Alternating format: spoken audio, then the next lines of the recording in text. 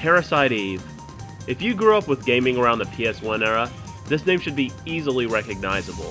For me, the SNES and PS1 were the best it ever got in gaming, and Parasite Eve 1 and 2 were a few of the top-notch games that came out way back when. So, would I consider myself a fan of the series? Well, aside from having the two original games on PlayStation 1, I actually recently got my copy of Third Birthday for the PSP, and a long time ago I found out there was a live-action movie on VHS. This is a Japanese-only film, and it's terrible. It's so bad. But, honestly, it's about as good as you expect from a video game to movie adaptation. But aside from this, we haven't heard a word from Parasite Eve since the year 2000. That is until 2007, when Parasite Eve 3 was announced. And all of that excitement was instantly dashed when you read the fine line to notice that it was for cell phones in Japan only. It wasn't until later that year in 2008 when we got the announcement that Parasite Eve 3 would have a release in the States on the PSP as the Third Birthday. And once again, my hopes shot through the roof. My excitement came back tenfold. Well, the game just came out a few months ago here in the States, and even though Square's track record hasn't quite been up to par lately, I'm certain they wouldn't be able to run such a wonderful series. Right? Before we get into Parasite Eve 3 though, I'd like to go over some of the events that happened in Parasite Eve 1 and 2, so we can get a good foundation set for covering the Third Birthday. For those unaware, Parasite Eve is a game that is best described as being a survival horror RPG. And it's one of the only instances I have ever seen where it's done right. In fact, the only one I can think of offhand is Sweet Home on the NES. But anyways, our protagonist is Aya Brea, and it's 1997. She's a rookie cop from the NYPD. She ends up going to an opera, and while there, people start randomly catching on fire. As it turns out, the actress on stage, named Melissa, had a transplant from Aya's sister Maya. Actually, so does Aya. Aya lost both her twin sister and her mother in a car wreck, and she was the only survivor. She did have her cornea replaced by Maya's due to the accident, and Melissa was the receiving donor of Maya's kidney. Maya had dormant powers to control mitochondria, and those powers came to fruition in Melissa. This is also true for Aya as well. Because of Maya's cornea, Aya is able to keep from having her mitochondria combust just like everybody else in the theater, and then it's used as a plot device for her to learn magic to use in combat. Anyways, Melissa, having transformed, claims herself to be Eve and runs off to complete her agenda. It's not until later into the game when you meet up with her again in Central Park, where she's gathered a lot more people, and by the time Aya gets there, Eve has already reduced everyone to mitochondria. And it's here that they fight, and by this time, Manhattan had begun evacuating the city. And this is where we meet Maida, a Japanese scientist with some insight on what's going on. He states that Eve is trying to birth the ultimate being, and after visiting another scientist by the name of Clamp, they find out that Eve will probably head to the hospital so that she can artificially inseminate herself. But as it turns out, Clamp himself had engineered the sample that Eve needed to create said being, and by the end of the game, Aya will have to do battle with both Eve and the ultimate being, and somehow she pulls out a win against both, and Manhattan was saved. In Parasite Eve 2, in the year 2000, 3 years after the first one, Aya now works for the FBI under the branch specifically to get rid of all the mitochondria monsters that survived the first game. You start off in the Acropolis Tower in Los Angeles. Upon arrival, there are dead SWAT members everywhere, and apparently there's a new type of intelligent mitochondria monster that's artificially human, capable of everything including human speech. Through hints left by this creature, who goes by the name of Number 9, Aya is led to the desert town of Dryfield. This place too is infested with these new mitochondria creatures, and while she's there, she meets with a private investigator who goes by the name of Kyle Madigan, and informs her that there's a possibility there's an underground facility that's the source of the outbreak of all these new mitochondria beings. Eventually, they find the facility and discover, among other things, that there are artificial human beings made based on Aya's very own DNA. And these lead to Neo-Ark, where the cultivation of these beings are supposedly held. While there, they rescue a girl who seems to be able to manipulate some of these creatures in Neo-Ark. This girl is in fact created from Aya's DNA, and it turns out that her name is Eve. She later gets kidnapped by Number 9, who you've been fighting on and off the whole game, and then Kyle and Aya retreat. By this time, NeoArc has released a good few of these new golems that are like Number 9. After restocking, she heads back into NeoArc to look for Eve. She eventually finds her in some kind of container with Number 9 right outside, but the military by this time decided to deal with this threat with the space station laser, which cuts NeoArc nearly in half. Eve breaks free of her container and transforms into what is the final boss of the game. Upon her defeat, you wake up to Kyle finding your unconscious body, and apparently Eve survived the fight too, and transformed back into her human form at that. The military personnel find Aya and Eve, and everything is hunky-dory. Now, I glossed over a good bit and completely skipped over large sections of the game, but it should be enough to get you brought up to speed.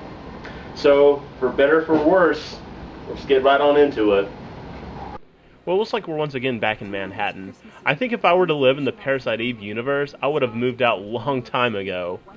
Anyways, tentacles eventually take over the city in what seems to be almost instantaneous. You know, the first two games kind of eased you into being overran by the antagonist, even if you weren't sure what it was, but I guess they're kind of just skipping the foreplay now, I don't know. I assume this is yet another form of mitochondria, just like the last two games. And just to divert for a minute, I think that if you listen to the music, you'll notice that it's a remake from the original Parasite Eve song. And actually, looking back on it, just about every song in the game is remade from the previous games. But anyways, the military decides to call the biggest form of tentacles the Babel. Okay. Now we finally get to see Aya, as well as a host of other people. We're introduced to Cray, Hyde, and Blank. Reprogramming codes, I can do. But you're the only one who can reprogram the past. Wait, change the past? Do it for all of us. Aya can time travel now? What do you say? That sure would have been helpful in the past two games. It's going to be very interesting to learn how she got that ability. Rally with the National Guards and aid in the destruction of the Big Orb. Yes, sir. Anyway, she's told she needs to stop the Big Orb by going into the past. Geez, guys, don't get too creative with the names here.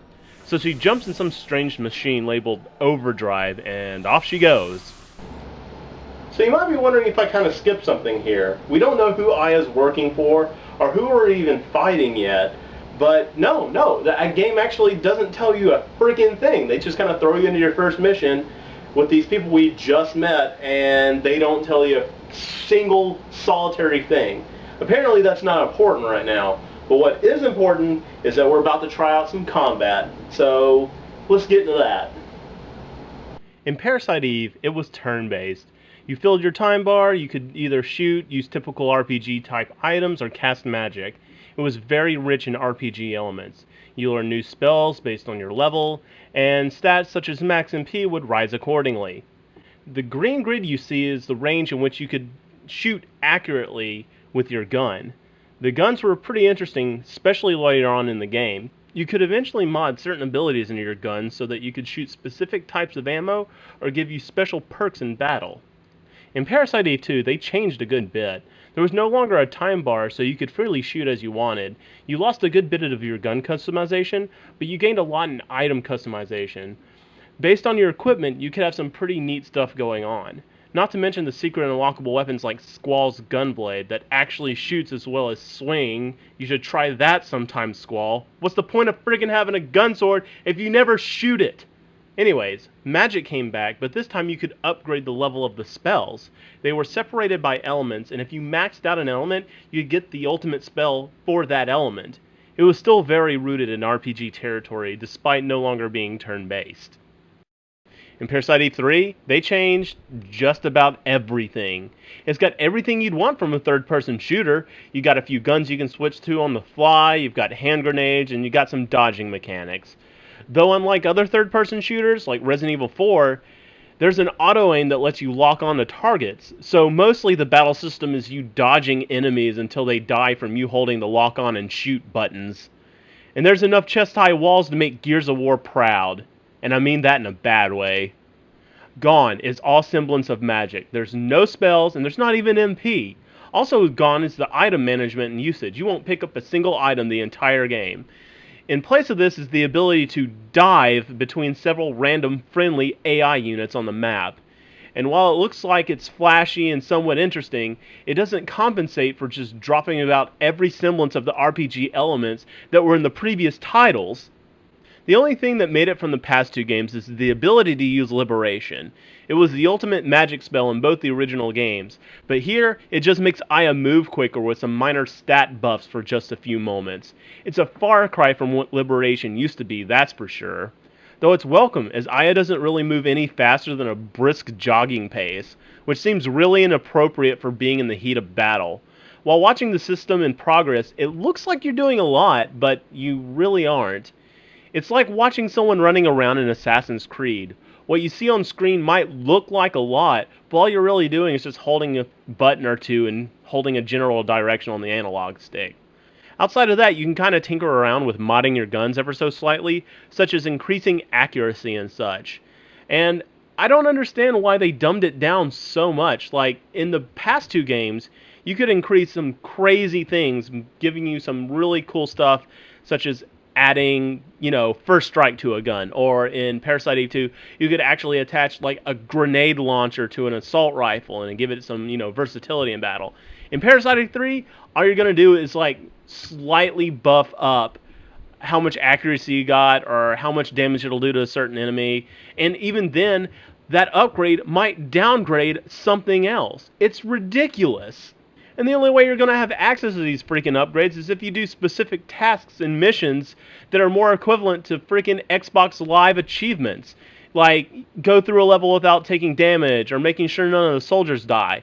Oh, and while I'm on that note, it seems very out of place for Aya's character to disregard life so easily. The Aya I knew from Parasite Eve 1 and 2 wouldn't feel comfortable using somebody else's body by force and then just discarding their body right before death. I mean, this might just seem like picking nits, but it just doesn't feel right, especially for Aya. I mean, even if this is taking place in the past, it changes that person from being alive in the altered present, right? Anyways, the only other thing you're offered in the form of customization is that enemies will sometimes drop these little DNA thingies, and you can plop these down in a grid between missions and give you some minor buffs while you fight. To be honest, I really didn't mess around with these too much and just kind of threw in some things that sounded good. I pretty much loaded up on anything that dealt with healing, seeing as all magic, specifically healing magic, is now gone. I don't know what they were trying to go for here, but this is just terrible. It seems like Square's just trying to cash in on what seems to be a more modern shooter, as if they're scared to try anything RPG related. In fact, it seems that they're really scared to do anything traditionally RPG in general. It's really kind of sad. But yeah, this battle system is just awful. It's clunky, slow-paced, and requires little thought on your part other than dodge. What about how to fly? Dodge! Anyways, back to the game at hand. Aya, can you hear me? You're in the past. The overdive device sent your conscience there. In case you're wondering, you're inside a National Guard, Aya, but your body is still inside the CTI building. I'm fairly sure she's aware of this fact by this point. I'm not really sure why Blank decides to tell you this stuff now. Like, that seems like something you need to know before you're actually doing it. And I was also under the impression that she had done this before, so why he's explaining this now, I have no freaking idea. Anyways, this level is basic training, and you get to find your bearings with the new battle system. It isn't until about halfway through this level you start to get to mess around with the diving into other soldiers thing. During the assault, something called a Reaper appears, and they suck Aya back to the present as she isn't strong enough to take it on. So, the point of this mission was, what again? Something about taking out a big orb?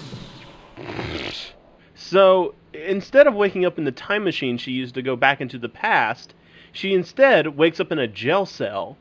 She didn't seem like she was being detained before the mission, so what changed? I mean, in her mission, she didn't change any major events in the past other than killing a few Twisted, right? While in her cell, she has a dream or a vision of shooting something. What's wrong with your face? That dream. She calls it a dream, so we'll go with that for now. Who are you, really? Oh no. No, no, no. Please don't do the amnesia thing. Nobody does amnesia in their game unless they want to completely avoid having to explain anything in the entire game. Please don't do this. Anyways, Hyde opens her cell and informs her that the boss is gone. And the I'm FBI sorry, who? They're gone as well. Who's the boss? Other than Tony Danzo, right? And the FBI branch? They're gone as well. I'm sorry, I'm a little lost now. What did the FBI have to do with anything up to this point? Then Hyde mentions that she's under some observation for yet a reason that I don't ever think is explained, but apparently she isn't anymore and is offered a room, which she denies for whatever reason. I don't know if you realize this, but you don't need a past in order to have a future. Yep, they're totally doing the amnesia thing. Lovely. Anyways, it's here I want to show you how the game progresses. In Parasite Eve 1, you had a world map. You could go to different places and explore in search of equipment, items, or just a grind. In Parasite Eve 2, they didn't have a world map, but they had something much more similar to a Resident Evil title. All the areas were intertwined and required keys to unlock in different areas of the game. There was still a big emphasis on puzzle solving and exploration in both these games, but not so much in Parasite Eve 3. Once you complete a mission, you always come back to your little hub world, and then to progress, you just select Start Mission from the menu. This makes the game infinitely more linear, and it hurts the game a lot. Anyways, there's no real explanation for your next mission in the past this time. In fact, Hyde kind of implied there wasn't going to be any more since the boss and the FBI were gone.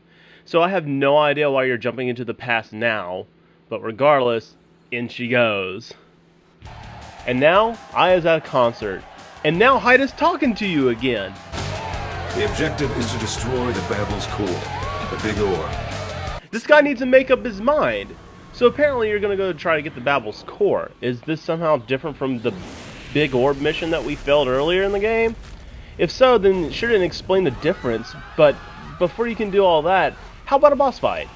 So Parasite Eve has never really been about gore, but you'll notice in this game, they'll throw blood around as often as they can. I don't know if Square thought this is what us core gamers were looking for instead of all the casual stuff, but if they did, they were wrong. Anyways, Aya gets caught and it looks like she's about to die.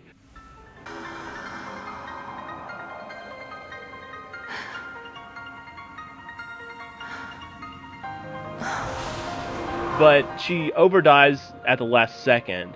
But this time she acts super surprised that she overdived. I mean, she's been doing this all in the last mission, the entire beginning of the game, right? So why is she surprised this time? Am I the only one that finds that a little out of place? I'm alive. So now starts the first boss fight in the game. And it's here I'd like to point out how insanely long the boss fights seem to be. They have a large bar above them that you have to drain about 4 times. Even if you do everything perfectly, it still takes longer than most RPG boss fights. And that's just too long for a third-person shooter. On your first time through the game without a walkthrough, you can expect these fights to take a very, very long time. And what's even better is that the majority of all boss fights have instant death attacks. Square also had instant death attacks in Crisis Core 2, a Final Fantasy VII spin-off. And you know what? Instant death in games is fine, as long as you have a number of party members, but when you have just one person, instant death has no place. Crisis Core is like this as well, and in both games, there are ways around it, but it's just not cool. Seriously. Especially when you're at the end of a 12-minute boss fight and are out of soldiers and switch between, you get caught in instant death.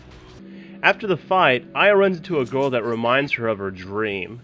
Soon after, the building starts to change, and the girl runs off. By the time Aya catches up, she finds a different girl on the ground. Alright, you're gonna have to try to follow me on this one. Then, Aya has a flashback of the past while she's in the past of a woman named Gabrielle dying in her arms. Then the random chick's body in the past, not the flashback, turns into Gabrielle's body. I have a hard time feeling sympathetic towards the death of a character whom I'm completely unfamiliar with, so this scene holds very little weight. Then Gabrielle's body turns back into the random chick's again. Whatever. What's wrong with your face? So after a long segment of dodging an invincible Reaper for longer than necessary, you're awarded with another boss fight. And of course, it takes 50 forevers before he finally goes down as well. And after that fight, you're rewarded with a cutscene of that little girl from not too long ago. Apparently her name is Emily. I don't ever recall this information being that important, so take it with a grain of salt. But then she said something really weird. You have to remember. Remember where it all started, sis. Time 0. Try. Sis? Sis? So this is Maya, Aya's sister? The one that died in the car wreck in the first game? She was dead before the game even started! There's no way that can be right! She also mentions something about time 0, but offers absolutely no explanation. Something we're gonna have to get used to, actually. Anyways, I hope you're in the mood for another boss fight right after the one you just finished, because that's what you get. And I have to take a moment here to point out some of the weird things the guys in the present will say to you while you're fighting. Are you scared? Please not target. Then don't feel fear. That's how you know you're alive.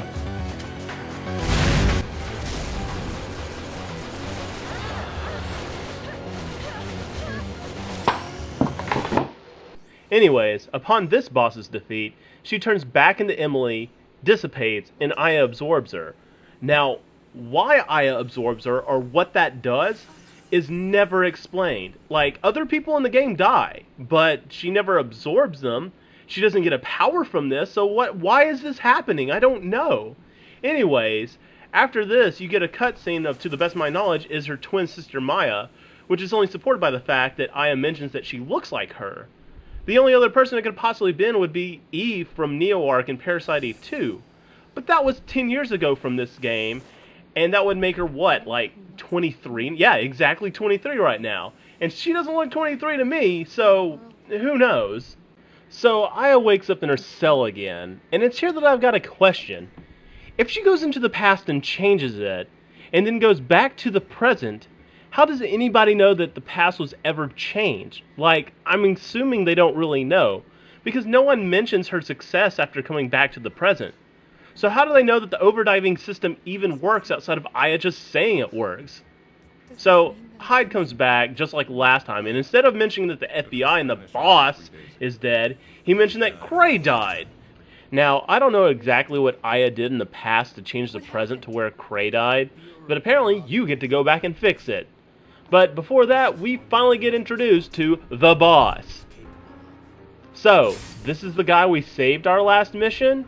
He's kind of a dick. Why'd we save him again? And then for no reason, he pulls a gun on her. Collecting data is important, huh? I don't have time for this. Please, this is a crucial time. We can't lose Cray now. We'll go elsewhere. Besides, she doesn't need to hear what we have to say. After all, it's like she's one of them. Well, that was an awkward encounter. And on top of that, I think I'm going to have a bit of a trust issue trying to work for somebody who just pulled a freaking gun on me. And also, whatever Aya did in the past, she wasn't offered a new room this time. Sucks, I guess. So later, they let Aya out of her cell to begin the mission to rescue Cray and destroy the so creatively named Big Orb. And... what? Gabrielle? She was dead even in the past. For her to possibly be alive now, she would have to have been alive in the past. So how the hell do you explain this? And to make matters worse, Gabrielle's got some serious lesbianic vibes coming off of her. Aya, I know you like what you see, but I'm taken.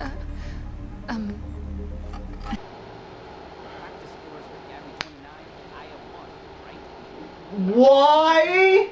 Between missions, though, you have the ability to talk to characters. Maybe they'll have some insightful information about some of the seriously large and gaping plot holes. I'm sorry you got roped into this mission. It's not gonna be an easy one.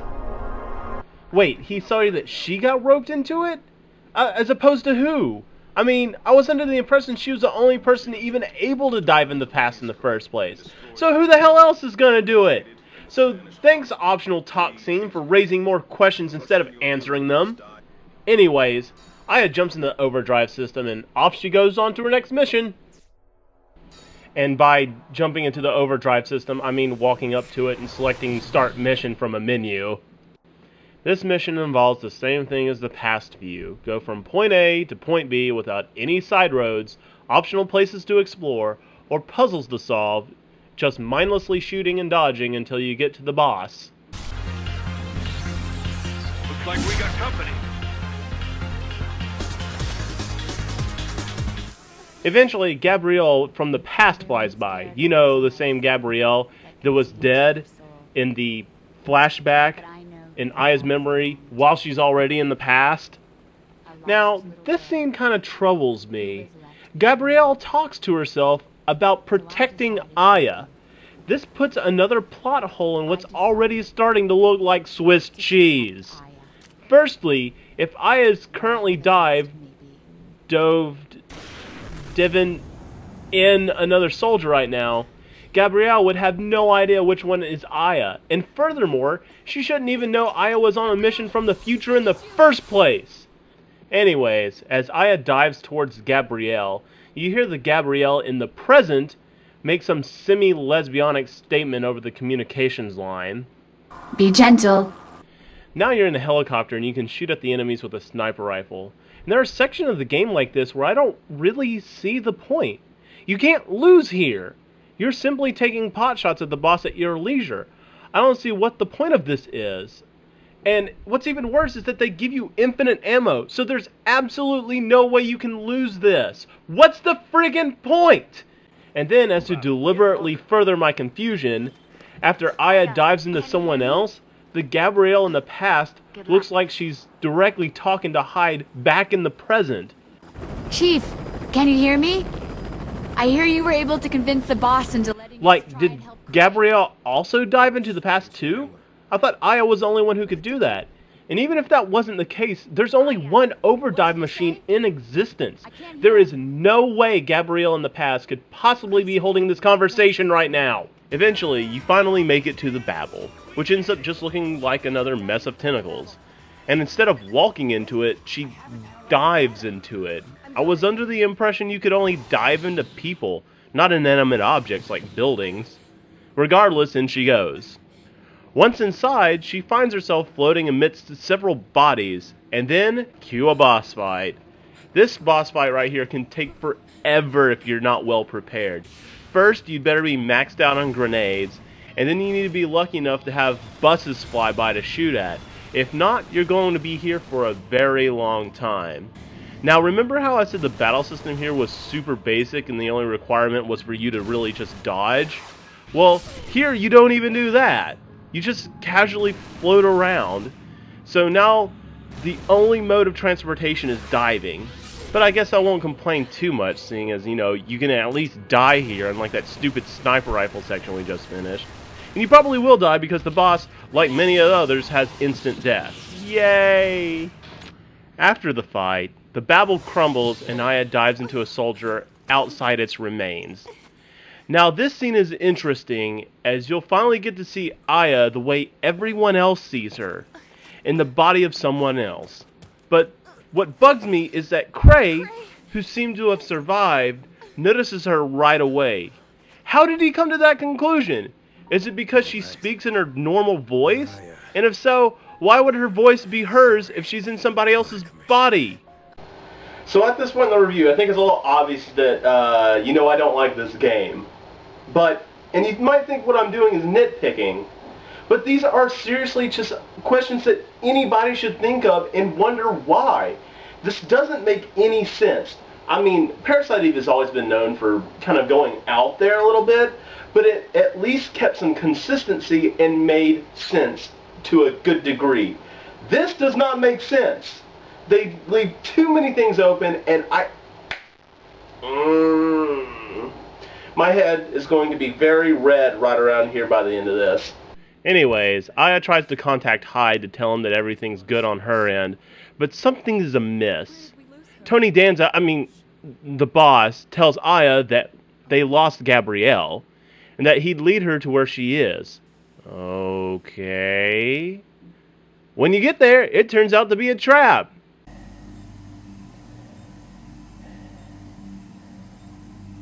I've been waiting for this moment. Goodbye, Aya Brea. Wait. So you mean to tell me that the guy that was holding a gun to Aya's head only a few minutes ago turned traitor? I never would have guessed. This has taken me by complete surprise, as I'm sure it is the rest of the people in this game because they're freaking stupid! So back in the CTI building in the present, the boss ends up poisoning everyone and places Aya in an overly complicated trap that might result in her death. You know, instead of simply walking over to the drive system and just opening the hatch so that she also breathes the poison. No, seriously, why is he taking the risk? Just walk over there and press the button and you'll be done. In fact, you'll have her unconscious body right there in front of you. You could easily shoot her. You could do anything. Just kill her. You don't have to stop being so stupid! So, yet another boss fight ensues, and I don't think I've shown you just how long they actually get. So here's one sped up, and this one by far isn't the longest one either. And don't ask me who these bosses are, by the way. They just seem to be random, unnamed, big, twisted. I would also like to reiterate the fact that all these bosses have instant death spells, so you could easily have to start over from scratch at any point in the fight if you run out of soldiers or if they're out of range, or, you know, there's a bunch of circumstances. My point is that instant death just is nothing more than irritation. You don't feel accomplished from dodging it. You're just like, oh my gosh, I'm so glad I didn't get hit by that so I don't have to do this all over again. So there's no sense of accomplishment, and when you get hit by it and you can't get out of it, there's nothing that's going to make you more angry out of the game than that. And I don't know if you've noticed yet, but this boss actually has two phases. Whenever you cleared all of its health and you finally like, yes, I'm done with this, he revives with all of his health back. And you would think that would be irritating as hell, right? Well, it is. You would be like, well, this is the only time, right? No. This is not the only time. They actually do this more than once. I don't think it's more than like 3 times, but I'm thinking at least of 2 right off the top of my head. This game knows how to get under your skin better than anything, especially those who are fans of the original 2 games. Anyways, after the boss fight, you're transported to some kind of purgatory where Gabrielle is waiting for you, and then she fades away in the same fashion that a Final Fantasy boss dies. I still don't know what the point of this is, since, you know, I guess it just signifies that Gabrielle dies. Again. And then back in the present, you see Gabrielle get up despite the fact that she died in the past and attempts to shoot the boss, but then dies again.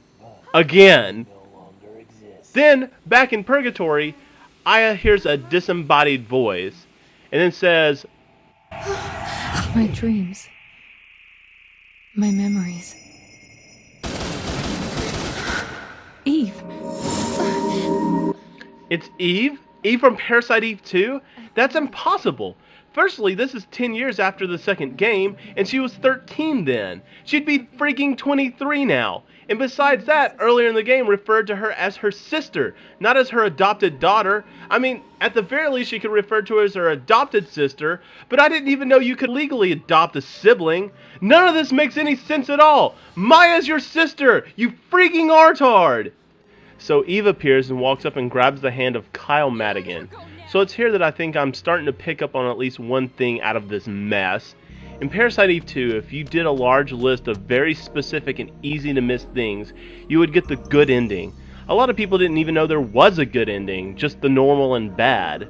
But in the good ending, Eve is adopted by Aya, and Kyle meets back up with Aya. I always assumed that they eventually hooked up, which is supported by Parasite Eve 3's flashback of, you know, Aya and Kyle getting married, and that they adopted Eve as their daughter, but apparently that's only partially right. So Aya, not remembering who Kyle is, demands that he let Eve go. Kyle, despite the fact that she's in another random military dude's body, recognizes her instantly. Kyle then tells her he can't, and then Eve disappears. Then Kyle says that she's dead and now apparently wanders around in time. Sure, whatever, I'll go with it. It's not the stupidest thing we've run across yet. Then Kyle states they'd meet at the Babel.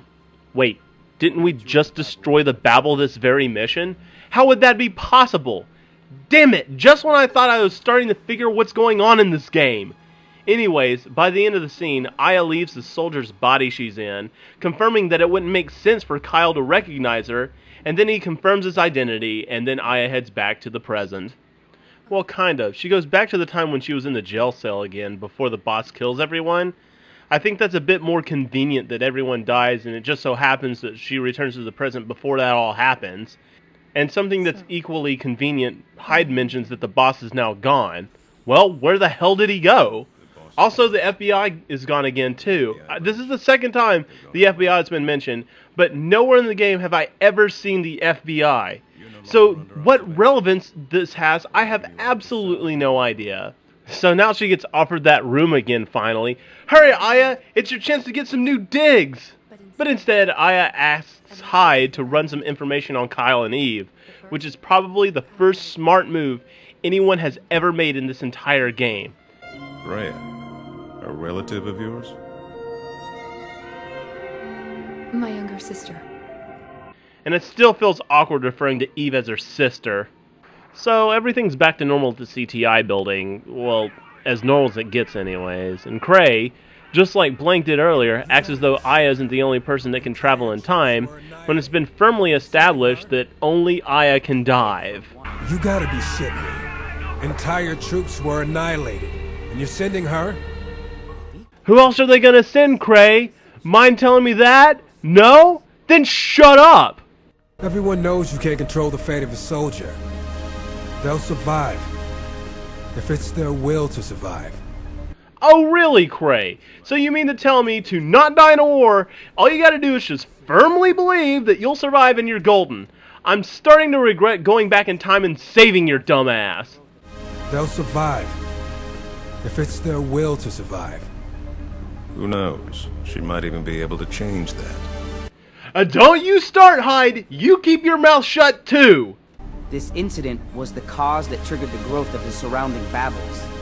According to my calculations, if they are correct, the core, the mother, or what they call the queen, has actually now been awakened, sir.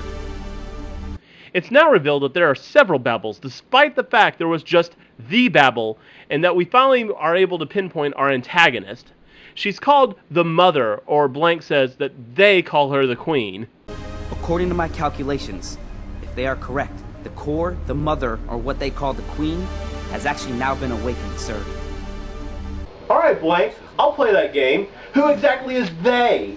I mean, are the Twisted capable of human speech? And are they willing to speak to humans? If not, then who exactly is they? What do you mean this isn't good? It's a damn suicide mission. Why don't you see that? Might as well kill her right now. Damn it! Anyways, Cray flips out and leaves, and you're left to jump into the next mission, which is to take out the Mother. So yet another dungeon ensues, as linear as all the others, with chest-high walls scattered throughout, and eventually you make it to what I can only assume is the Mother. But instead of Mother, Eve shows up. Eve! A ghost? No way! I don't understand. This can't be happening. I knew it. It's not that her data is missing. Aya is seeing the possibility of Eve's existence. She's seeing the possibility? Oh, come on! You're not even trying anymore! There's no way you can BS an explanation of what this is supposed to mean. I mean, I can't be the only person to think this is just downright retarded, right? You finally made it. I'm Captain Russo. Cray! Anyways, it turns out that Cray has also turned evil. Did I mention yet that I think it was a bad idea that we saved him? Then Hyde does something very particular. He alerts the CTI that Cray needs to be caught. Cray is Russo? What's going on here? Alert! We need to detain Cray.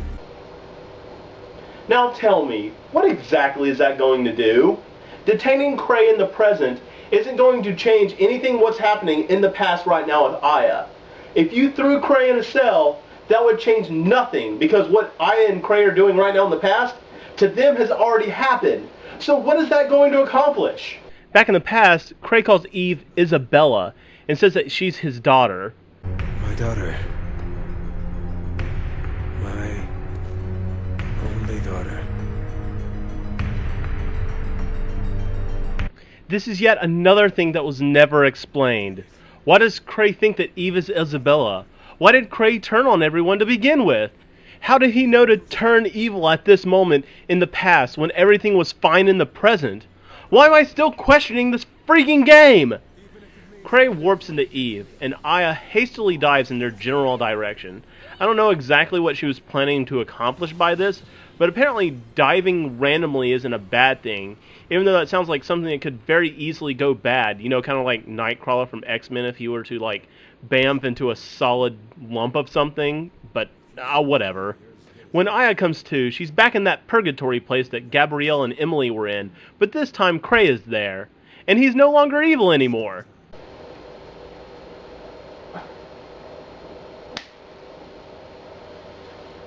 Cray tells you that you need to look for Eve, and then he Final Fantasy boss dies just like Gabrielle did. Back in the present, Cray starts to die too. You saved Manhattan. Pause! Wait just a moment. I didn't fight Mother yet. I haven't even freaking seen her yet. How on earth did I save Manhattan when I haven't done anything yet? Will someone please make sense? Anyways, Cray dies, and now for the first time we see the effects of someone losing memory of someone else after they die in the present, as Blank questions why he's on the roof.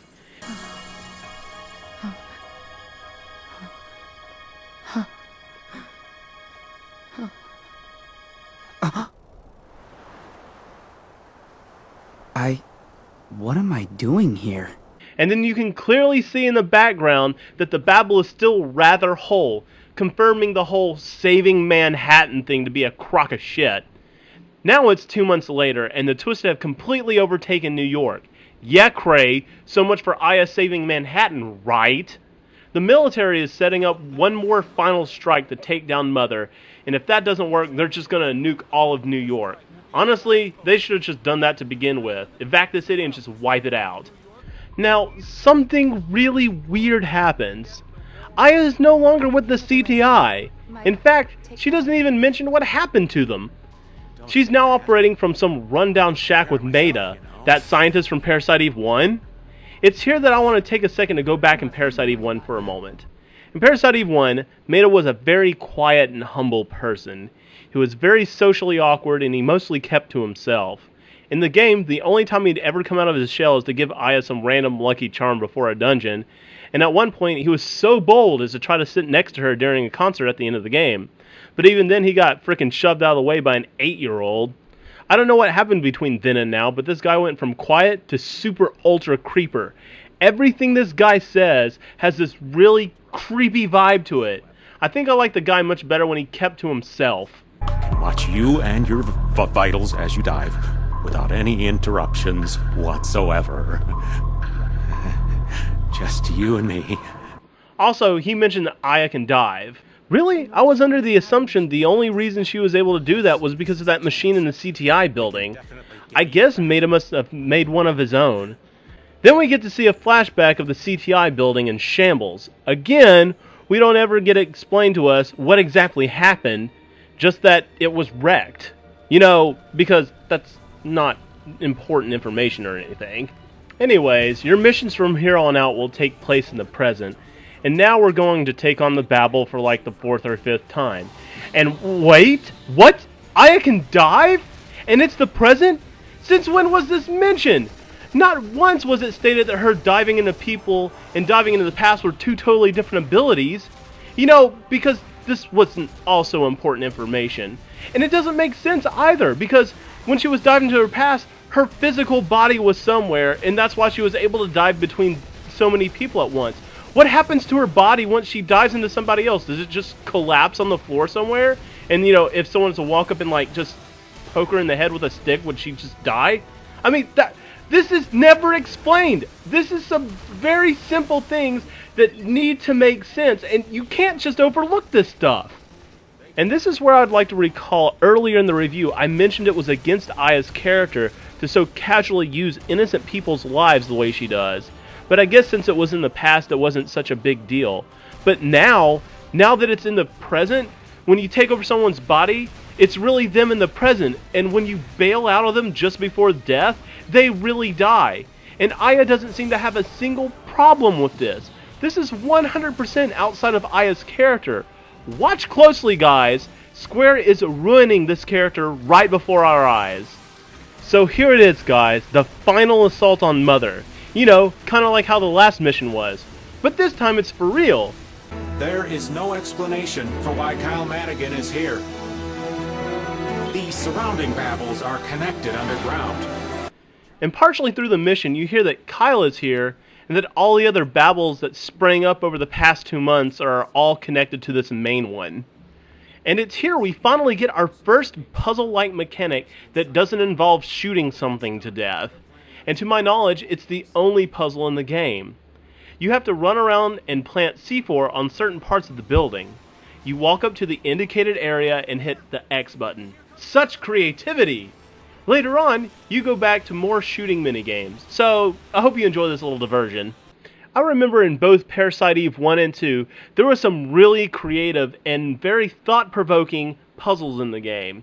I mean, I don't know why they decided to just completely do away with this. It's one of the things that made Parasite Eve great, was the interesting puzzles.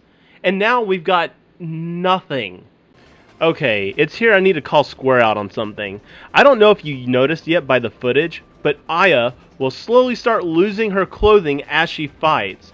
And it's here you can really start noticing how often they try to take Aya out of her clothes. In fact, here's a promotional image. And here's a screenshot of Aya in-game with the least amount of clothes possible. And you know what? Here, I want to show you something real quick. Here's the instruction manuals for both the Special Edition or Twisted Edition and the Normal Edition of Parasite Eve 3.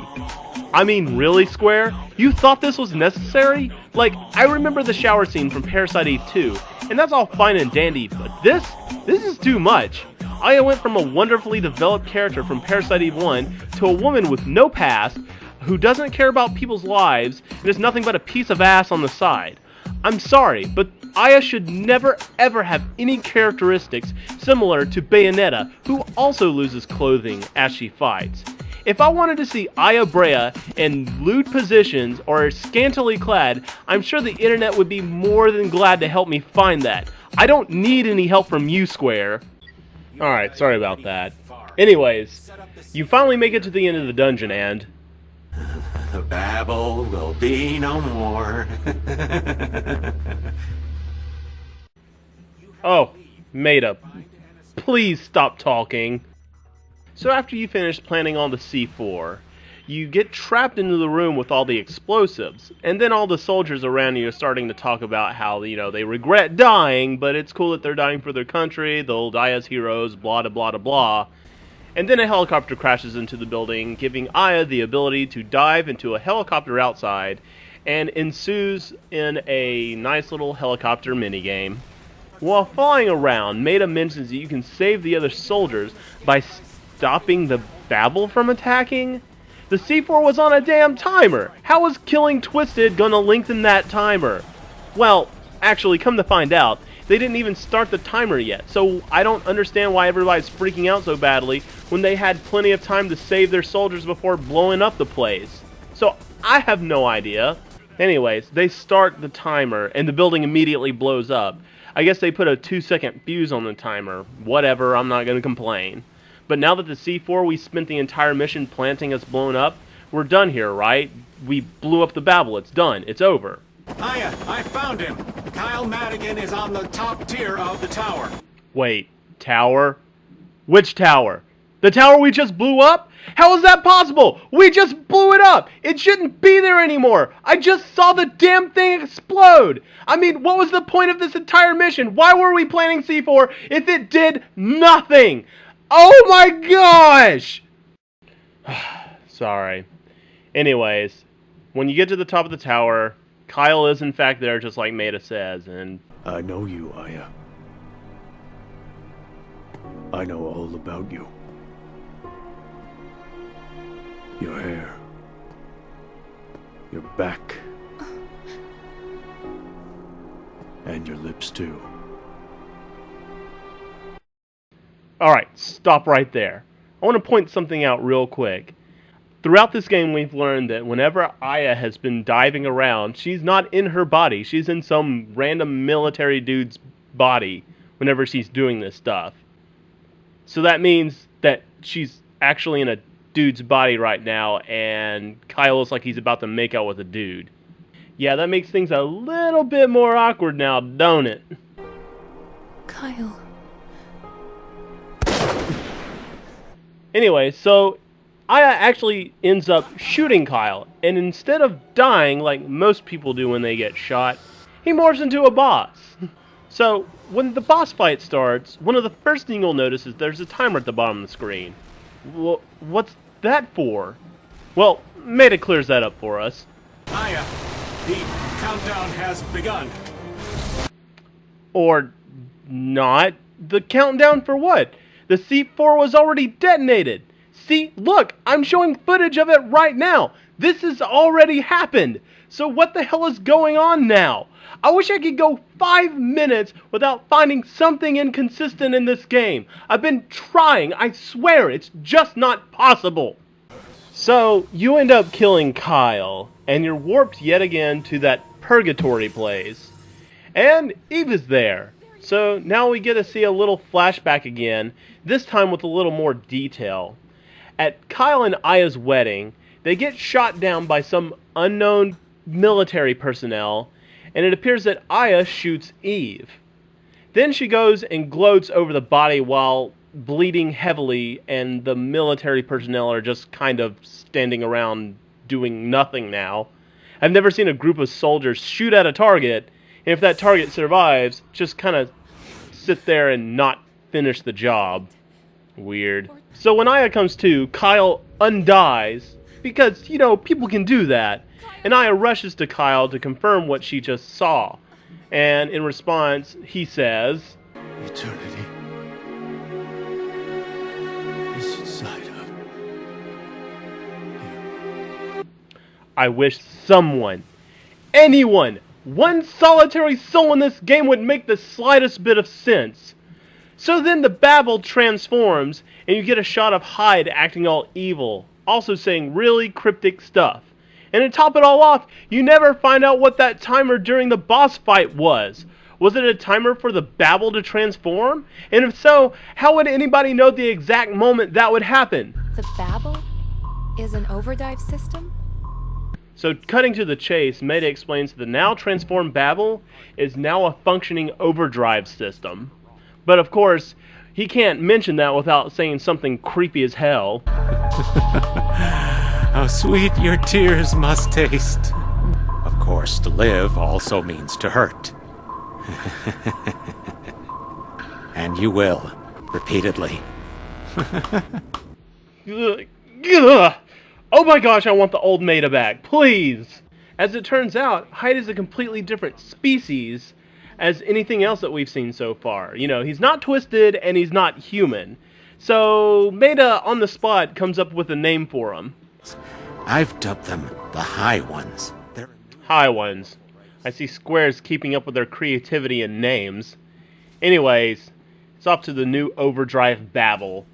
But before Aya takes on the babble for like the 5th or 6th time now, she takes a moment to break the 4th wall and looks directly at the camera and tells you who she is, as if you couldn't figure that out by now, and then pretty much just tells you it's the end of the game. I'm Special Agent Aya Brea of the CTI, and my final mission is about to begin. Even though announcing it doesn't make any sense, I'm very relieved to hear that this train wreck is just about over. So thank you, Aya. Then begins a series of extremely long and linear dungeons that involve the tedious task of clearing all the enemies out of a room before you can continue to the next. At least in Parasite Eve 1, you can run from battle, and in Parasite Eve 2, you can simply just walk around the enemy to a nearby door and leave. It wasn't necessarily mandatory.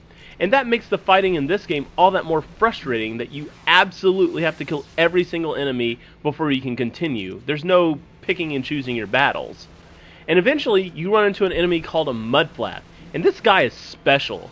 If you don't kill him with the quick time event that you can do for sustaining gunfire on him for long enough, it'll revive and then instant kill you.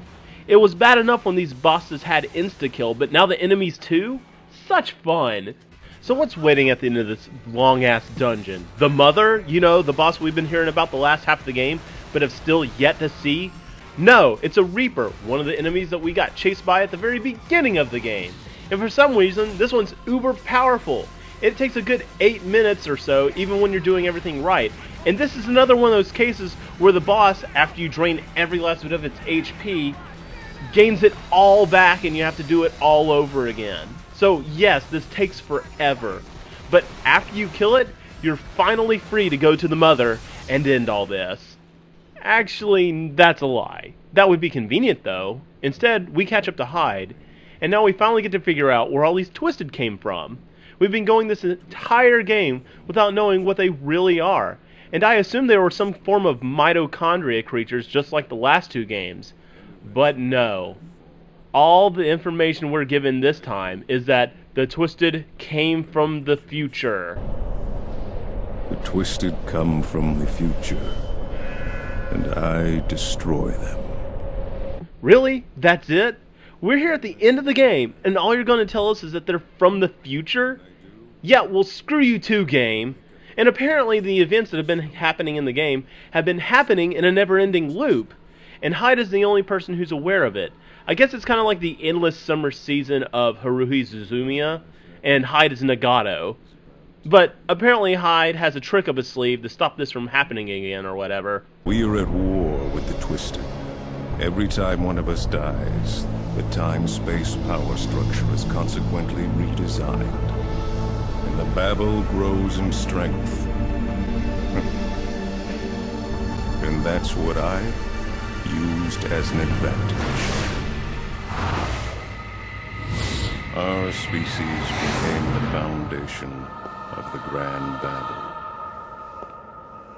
We were successful as we unlocked the doors to Zero. Wait, that doesn't explain anything. That's like the whole time compression thing of Final Fantasy VIII. That doesn't make any sense. I mean, alright, he opened the door to Zero. Now, this isn't the first time that Zero's mentioned, so I hope they explain that soon. Anyways, now you get to fight Hyde. So 2 boss fights in a row. Not too much of a deal, I guess. And after the fight, you get to see the wedding scene yet again. Oh, and those guards you see? They are never explained. You know, because that's not important. So Hyde continues to talk as though he never transformed or was just shot with enough ammo to sink a cruiser, and claims that Eve is the Mother. Yes, that Mother. The antagonist that we've been waiting to see the entire game. It's Eve. Yes. To stop the awakening of Eve the Mother. Eve is the Mother? We High Ones, we were there. The moment Eve Brea awakened. And if that wasn't enough of a shocker, Hyde refers to himself as a High One. Excuse me, but didn't Maida just make up that name like an hour ago? I've dubbed them the High Ones. Are you telling me that he, in an act of sheer coincidence, actually guessed the correct name of Hyde's race? No, I refuse to accept that. I just think this is all a little too convenient. And then Hyde explained that whenever Eve awakened, they got her memories. I'm not sure what good a little girl's memories are gonna do for you, but whatever. But now it's revealed that Aya isn't the only one who can overdive. Though what he's really saying is that he can overdive too. I'll let you in on a little secret. The ability to overdive is not yours alone, but also shared by others. It is time to go to Eve. Then he says that they'll be going to Eve Finally, we get to meet Mother, aka Eve, and we're done, right? I'm going ahead. The Queen would like a word with you.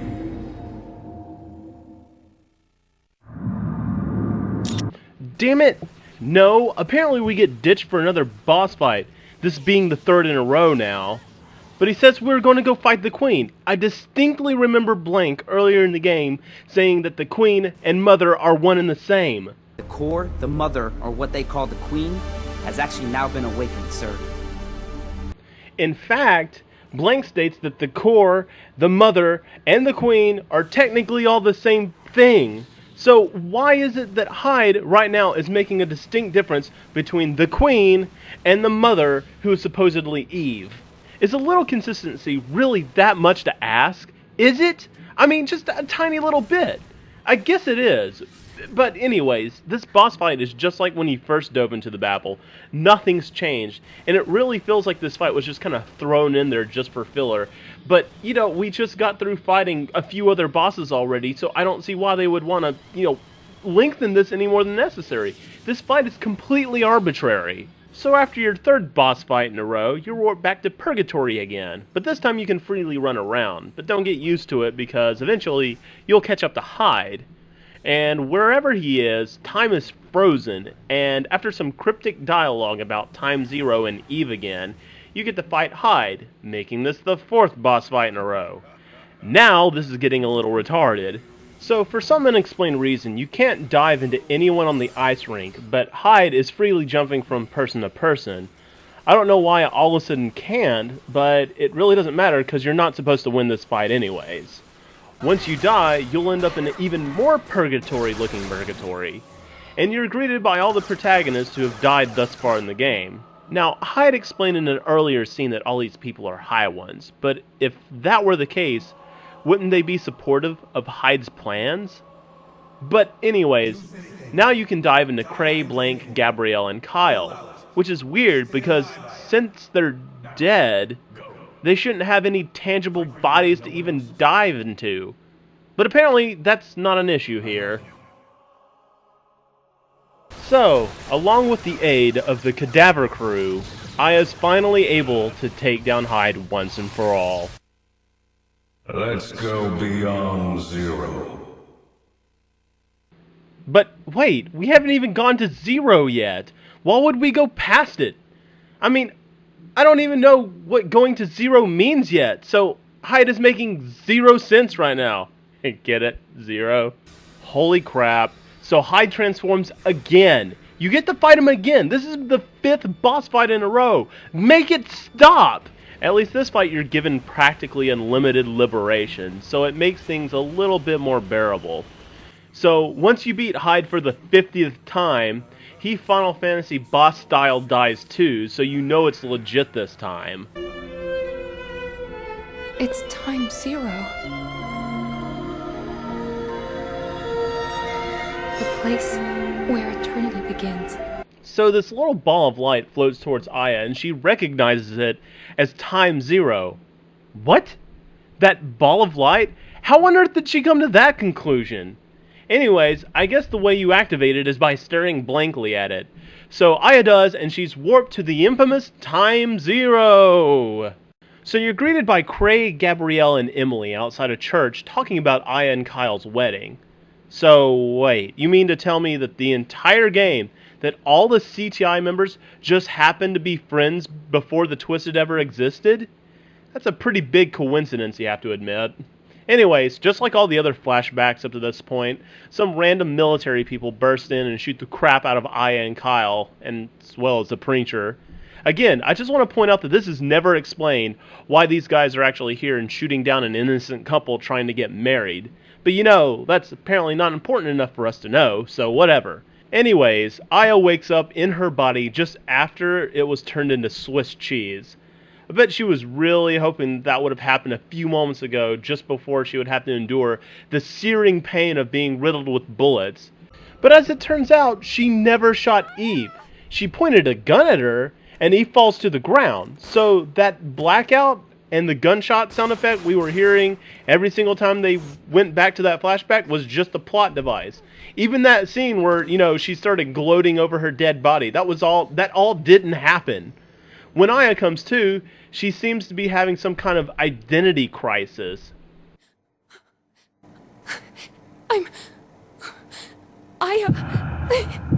No. Who am I? I don't... So the past repeats itself. No, no, no, no! How many times am I gonna have to kill this guy? I mean, seriously. It's at this point, Jason Voorhees would be taking notes on the whole coming back after death thing. I'm... Eve? Yes. You are Eve, Brea. Time zero is when you dove into Aya's body, and that is when your memory was taken from you. I wanted to save her. That's the very moment when the overdive was born, when both of your souls collided. In return, Aya Brea's soul, it was destroyed. Are you serious? The entire game, we've actually been playing as Eve instead of Aya, and Aya has long since been dead? Even M. Night Shyamalan wouldn't come up with this shit. But sure enough, that's the case. And if you didn't think that was a big enough twist, just wait. Fragments of Aya's soul were scattered to all corners of time and space, only to become reborn as what we call the Twisted. Hold on, let me get this straight. So Eve overdove into Aya, killing her and shattering her soul. Her soul turned into the Twisted. But Hyde stated that the Twisted were attackers that came from the future in an earlier scene. So her soul fragments went into the distant future, turned into the Twisted, just to come back in time to an earlier-ish point in time to take over the world? And your body's deterioration gave birth to life forms with your memories. The High Ones. Eve and Aya. You two were the cause of the birth of two new species. And that is time zero. What? So you're telling me Eve, inside Aya's body, had some form of deterioration to it, and that deterioration somehow spawned the High Ones? And this is all what time zero is? How does that make any sense? Please, I can't take any more of this. Please tell me this is all going somewhere. So Hyde's deal this entire time is that he's been stuck in a loop and this stuff has been happening over and over again. So he has this huge plan to somehow stop it from repeating. So what was that plan again? I have come here to graciously offer myself to the Mother. You will then be born again, and your descendants will be advanced life forms with the ability to ultimately end the war against the Twisted. I will remain inside of you, and watch as the new future unfolds in front of you. So what, he's just going to merge with her? And what exactly is that going to do? How is that going to stop time from looping? How does that fix anything? In response, Eve denies him, so he does what any antagonist would do, and he tries to force the merge. And then... the same dream. Leave her alone, will you? What? Are you kidding? The past 2 hours of the game, you laced this guy with a maelstrom of bullets. And despite being shot more than probably any video game antagonist ever, this time, those few shots did him in? BS! But no, he actually dies here. He's actually dead this time. Ugh. Well guys, that's it. Eve and Aya are both in their proper bodies again. And since Eve is in her body, she won't deteriorate and give birth to the High Ones. And since Aya's alive, and her soul's intact, it's not going to go off to the future and spawn the Twisted. If both of them were to leave right now and immediately seek medical attention, they could both live happily ever after without any of this mess ever coming to pass, right? Right? I want you to have this. I swear, if the game doesn't end right now, I'm going to overdive into the past and shoot myself in the head with a 308 before I can ever possibly get excited about this horrible, horrible game. Then I was the one who...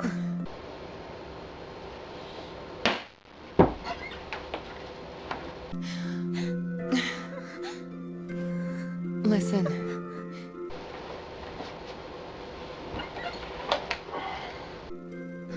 You need to aim here.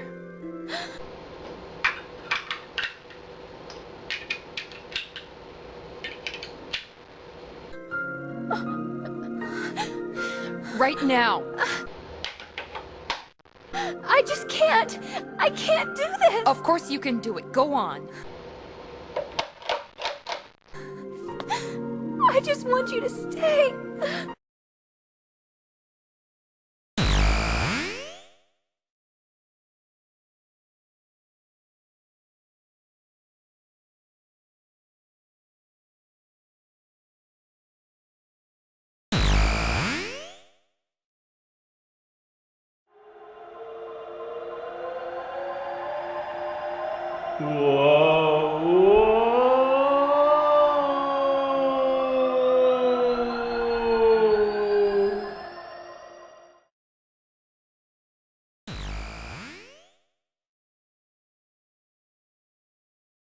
What? Parasite Eve 3? This is awesome! What? How? No! I'm sorry. It's the only way. No!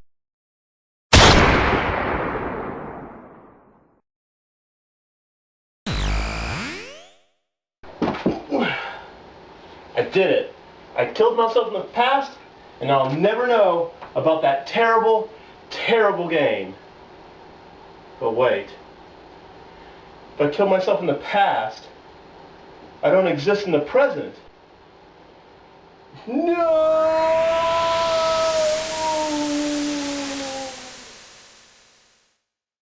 So get this. Instead of doing what makes sense, which is, just not doing anything except seeking medical attention, Aya and Eve purposefully switch bodies so that Eve is once again in Aya's body. And once there, you're going to have to shoot the real Aya. Why? Wouldn't that just start everything over again? I mean, with Aya dead, the Twisted won't be born, and since Eve is in Aya's body, the deterioration thing wouldn't happen so that the High Ones will never exist. Why are you doing this? This makes no sense. Why would you do this? This is the exact opposite of what you would want to do. What is wrong with the two of you? Are you both batshit insane? And you know what makes this worse? You actually have to be the one to pull the trigger. Oh, jeez, why did you blow up like that? She blew up like a boomer from Left 4 Dead. That's just plain horrible, and it doesn't make sense. Why would you blow up like that when you just got shot with a single bullet? So, when you come to, you see Eve in Aya's body crying over Kyle's carcass. And then Kyle's disembodied voice, thinking that Eve is actually Aya, asks her about the wedding rings. So instead of being honest and telling Kyle what happened, even though he's kind of dead and nothing more than a disembodied voice, she pretends that she actually is Aya. Of course. That our love is eternal. I find this messed up. Anyways, the disembodied voice of Kyle leaves, and then the dead Kyle wakes up. So they both bleed to death from neglecting medical treatment. Yeah, I wish.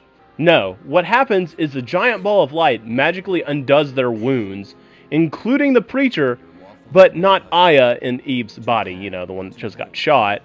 I guess that light is a little picky about who it saves. Anyways, Aya's soul gives Eve some encouragement, and then it vanishes. It's probably on its way to be scattered into the future, so it will soon become the force that'll destroy New York. Smile and walk toward the future. I'll be watching over you. So now Eve intends to now marry Kyle and live out the rest of her life as Aya, and she says her vows. I do. But you know what? Somehow, through some never-explained reason, Kyle knows that Eve was who she was the entire time, and he just sat there and watched her as she pretended to be Aya. You don't have to be anyone else. Eve. If I were Eve, I'd feel like a complete idiot right now. And as a side note, that preacher sure is acting strange for what's happening right in front of him. Does it often happen in his years as a holy man to marry two people, only for the husband to call his wife by a completely different name, and then take her wedding ring off and just leave? I mean, if so, cool, but I just think his lack of interest of what's happening in front of him just seems a little strange. And then Kyle explains that he's about to go on some epic quest to find eternity. Again, something that goes completely unexplained by this point in the game. I just kind of come to expect it, really. I mean, you can't do much else. And before he leaves, he stops, turns to Eve, and says, "One more thing. Happy birthday." Is that somehow supposed to tie in with the title of the game? I mean, what makes it the third birthday? I have no freaking clue.